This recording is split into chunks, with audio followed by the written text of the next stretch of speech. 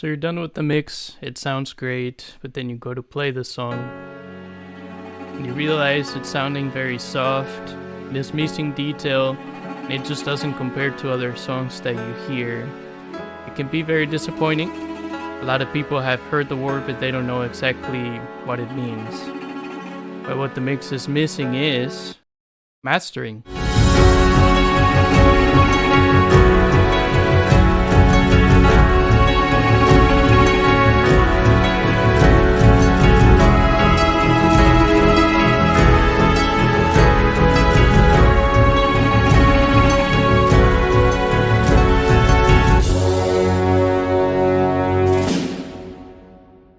This was me for a long time. I would record songs and then I felt disappointed because they were not loud enough.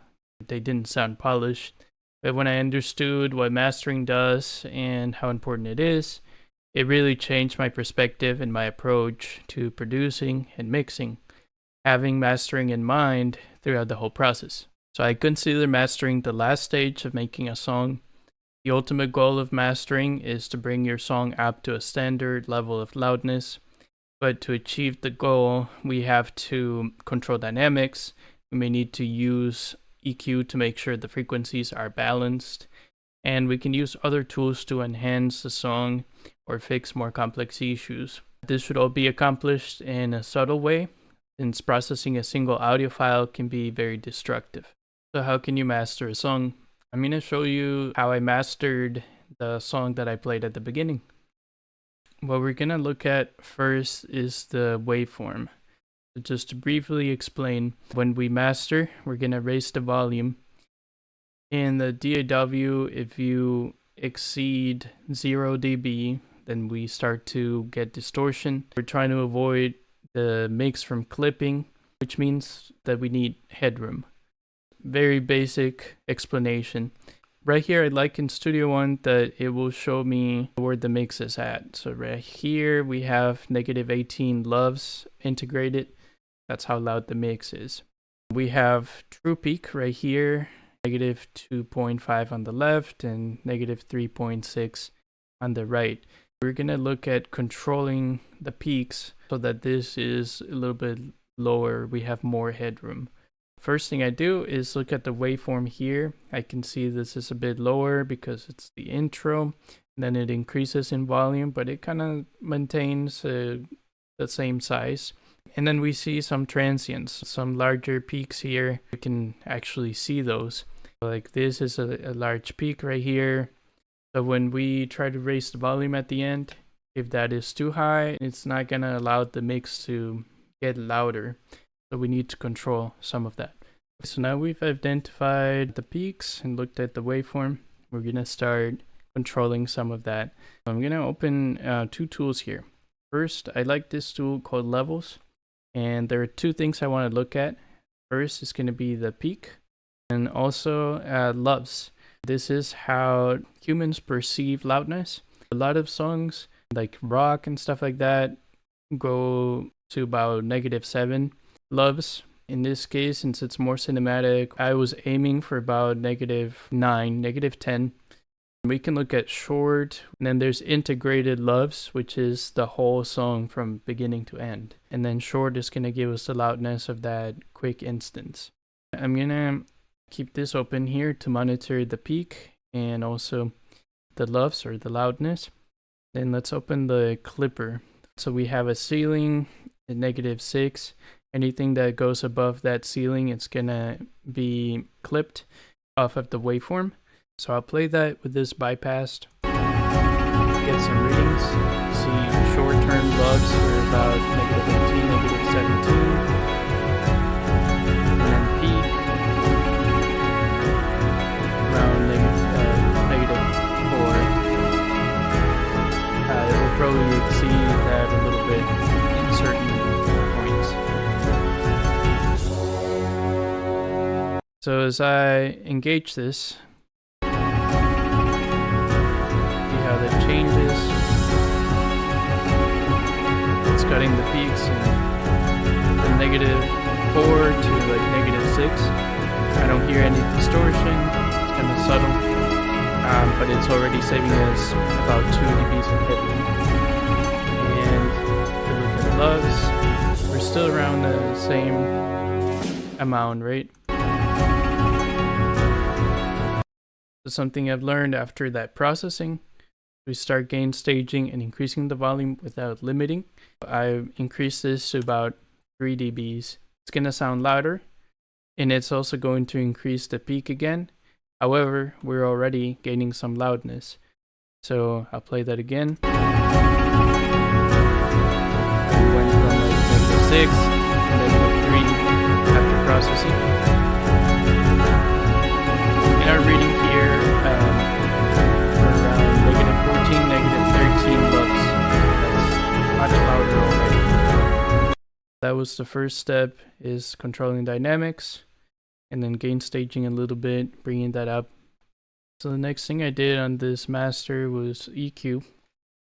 Open that here. First thing I did a cut around 25 Hertz and below. It's removing some very low frequencies that we can't perceive very well. However, compressors and limiters will catch that. It will affect how loud we can make things sometimes. I'll play this here. This was just a little bit boomy, I thought. So I cut some of those lows. And this one just sounded a bit muddy and just a little bit of build up frequencies there. So I removed like 1 dB.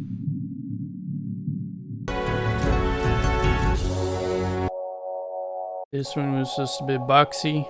I could perceive that, so I removed about 1 dB again.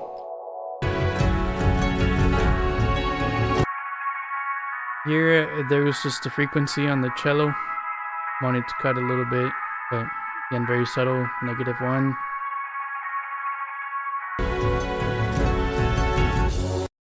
I used a shelf to bring down some of the frequencies around 5K, 6K, and then used a bell to increase around 15K and bring some of that brightness or air up, so I can sit here.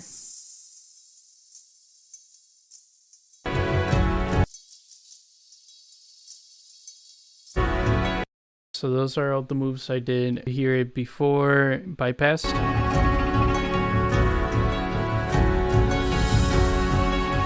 turn it on.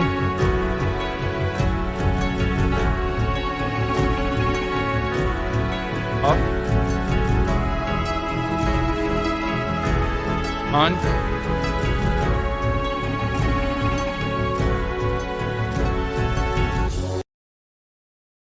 I think it's kind of subtle, but you can hear just a little bit more clarity and a little bit more brightness, perhaps.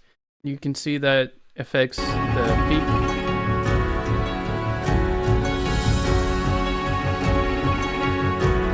So now we're around -2.4. It probably is a little bit lower than that. So it increased the peak a little bit.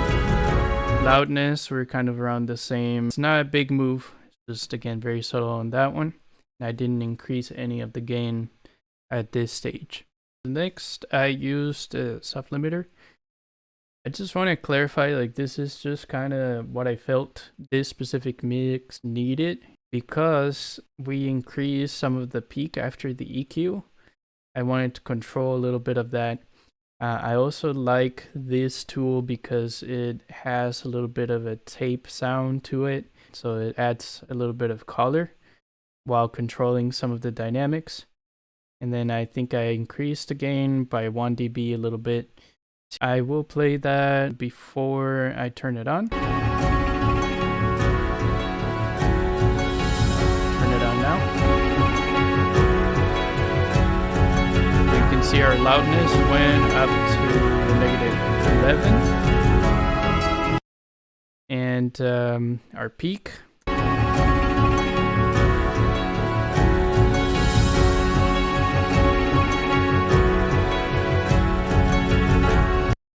so we're up to -0.9. So yeah, we're getting really close to that 0 line because we're controlling some of the dynamics, cutting some of the peak. and then increasing the gain like 1 dB. Our target is about -9, -10 LUFS, and we're about -11. So we're getting close to that loudness target. All right, so that's what I did on this move. So the next thing I did was ozone imager, and this is going to increase the width of the mix. I only did about 6% on this. You have to be careful because it can start sounding kind of phasey. Let me play it before and then I'll turn it on and see if you can tell a difference.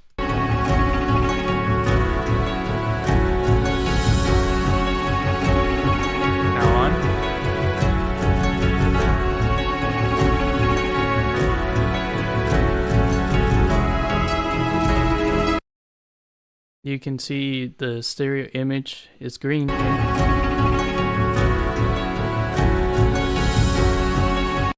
And correlation right here, it's staying in the middle. I don't have any phase issues, but it did make the mix wider in a very subtle way.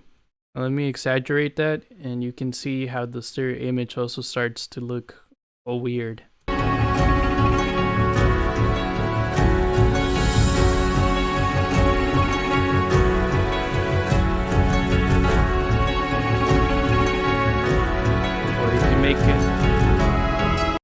I would make it mono too. I did about 6%. I'm gonna leave it around that. That was the last step I did before last limiter, and that's where we're gonna reach the full loudness that we're looking for. Here we are at the last stage, which is increasing the volume. We're gonna do that with the limiter. So to explain, we set our ceiling generally -0.1 to -0.3. For this one, I did -0.2, and then here we increase the input. That's what's going to bring the sound up, and it's going to start limiting, doing some reduction. Let me play it bypassed.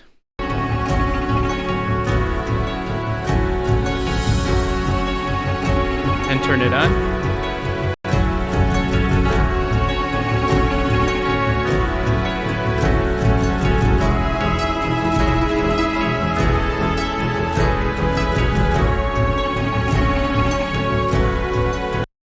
Couple things to note. So it is much louder now, and you'll be able to see the LUFS here. Now we're around -9 short term.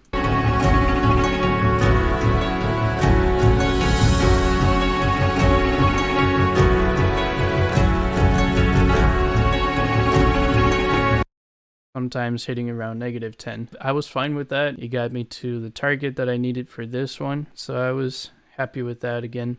I also like to look at the spectrum analyzer.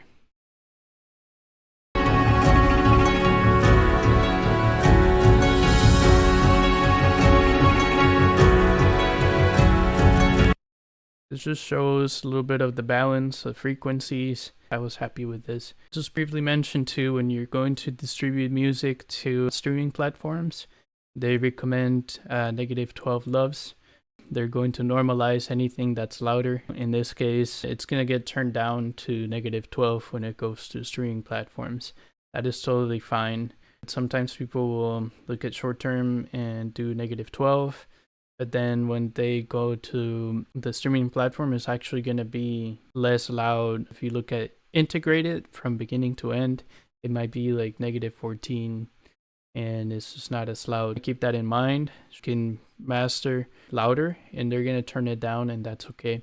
Just gotta make sure it's not like clipping and it's a good loudness for what you're aiming for, and then it shouldn't be a problem. So now you know how to master a song and what goes into mastering. If you have any questions, feel free to leave a comment. If you want to support me, you can also like this video and subscribe for future videos. That would help me a ton for sure.